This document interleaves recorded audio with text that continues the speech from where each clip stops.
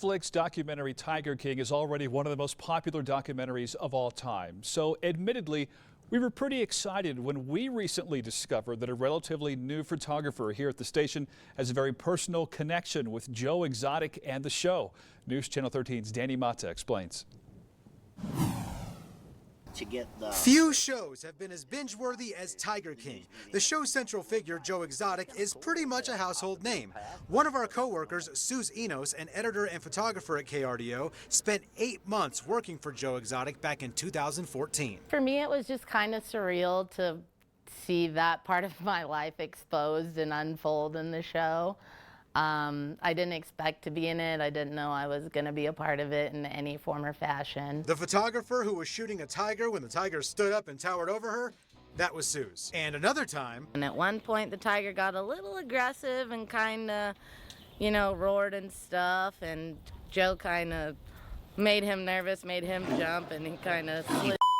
Freaked out is what he did, okay? There was no kind of about this. I thought I was going to die. She learned about the job on Craigslist, which fits perfectly with the show. She worked for Joe Exotic TV and was responsible for shooting footage for Joe's reality show. But that's not all. I actually wrote his note cards for the rundown and loaded the teleprompter and brushed his mullet. Like the zookeeper, she lived on site. She made only $300 a week, but she did it for the love of the animals, and now she's tied to the Tiger King series forever. Oh, and she says the documentary did not exaggerate Joe's feelings for Carole Baskin.